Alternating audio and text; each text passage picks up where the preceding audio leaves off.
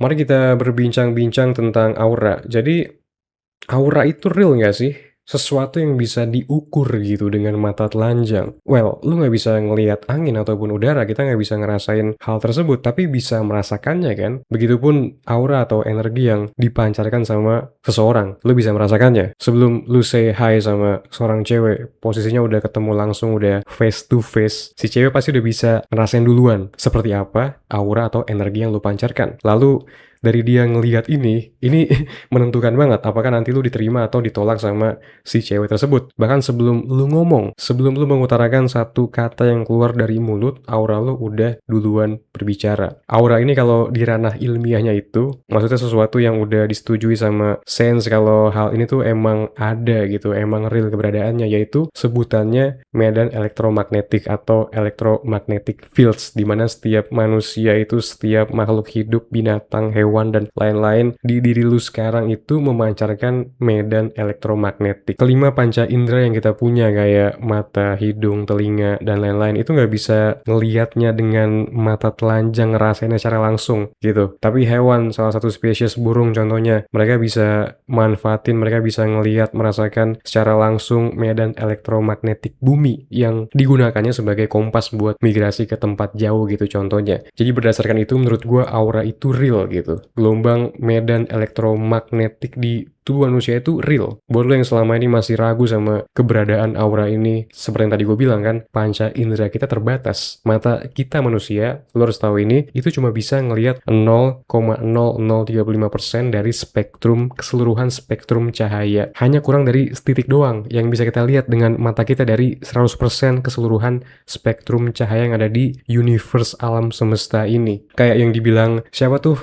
Jim Carrey, pas lagi interview yang terkenal, kata-katanya tuh kayak the world is not real gitu lah kira-kira. It's not our world.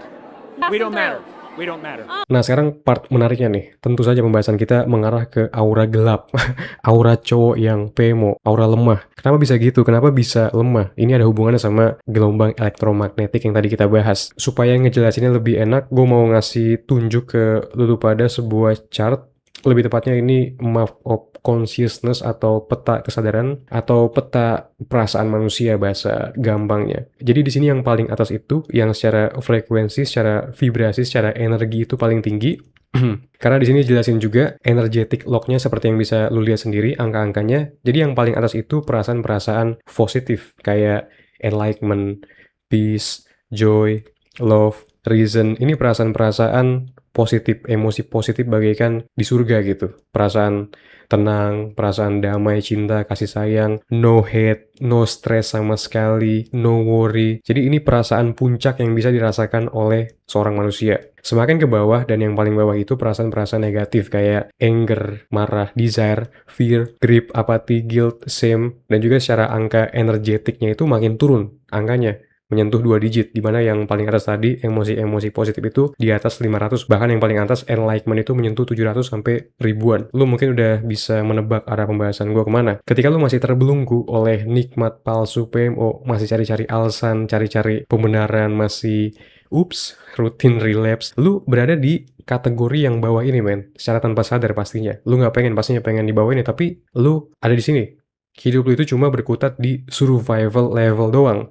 Sehari-hari yang lu rasakan itu anger, desire, fear, grief, apathy, guilt, and shame. Terutama yang paling bawah, guilt and shame, penyesalan dan rasa malu. Ini perasaan paling nggak enak yang bisa dirasakan oleh seorang manusia. Dan setiap abis relapse PMO, itu dijamin lu pasti merasakan kedua emosi ini. Jadi lu nggak perlu meninggoy dulu gitu biar bisa masuk neraka. Cukup dengan PMO, habis itu lu bisa merasakan yang namanya hidup di neraka tapi masih di bumi.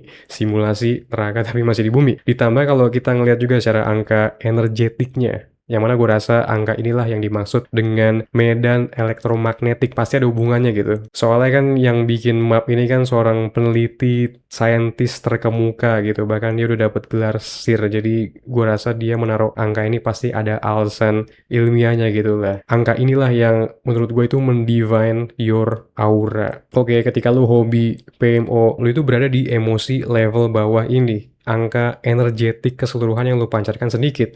Makanya aura lu, makanya energi gelombang elektromagnetik tadi itu jadi sedikit. Akibatnya aura jadi lesu dan membuat orang lain pengen menampol lu rasanya setiap kali lu habis relapse PMO. Apakah lu merasakannya? Lu yang bisa menilai sendiri berdasarkan pengalaman lu selama ini. Coba bandingin sama yang level atas yang udah bukan survival lagi tapi udah spiritual gitu levelnya. Ini yang dirasakan sama setiap cowok yang udah merdeka dari PMO.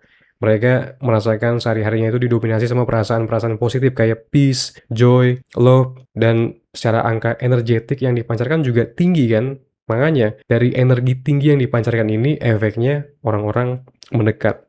Radiasi yang lu pancarkan itu lebih besar gitu. Lu jadi lebih disukai. Orang kayak merasa pengen deket-deket sama lu, pengen ngajak ngobrol lu.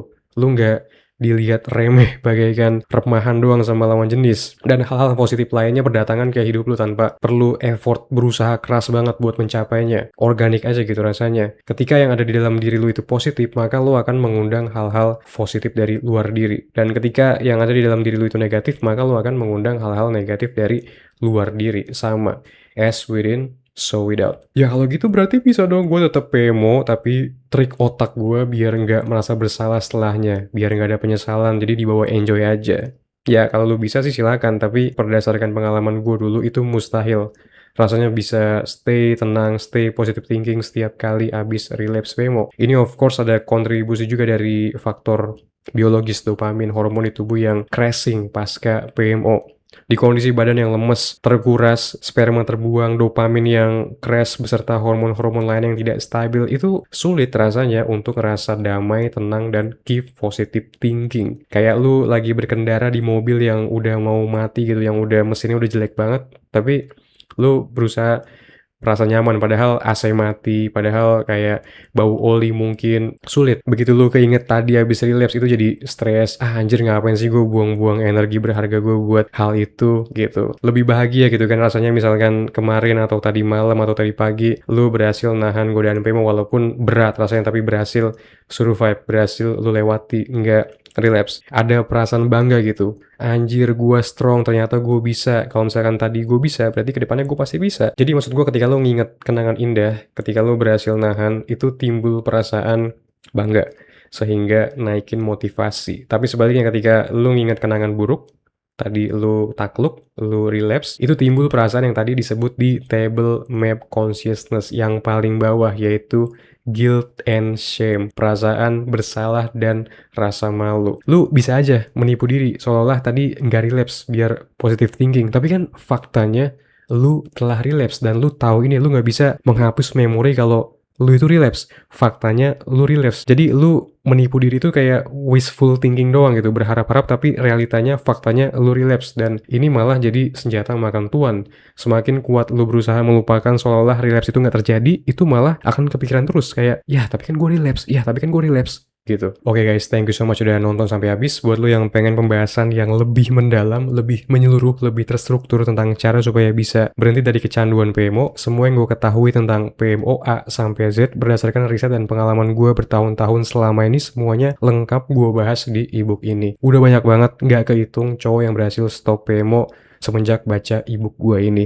Mereka tertampar pikirannya dan lu pun juga gue harap akan tertampar juga setelah baca ebook ini. Dan dari tertamparnya pikiran lo itu, lu akan ngambil action yang berbeda dari yang biasanya lo ambil selama ini. Link ebook ada di deskripsi. Kita berjumpa lagi di video selanjutnya.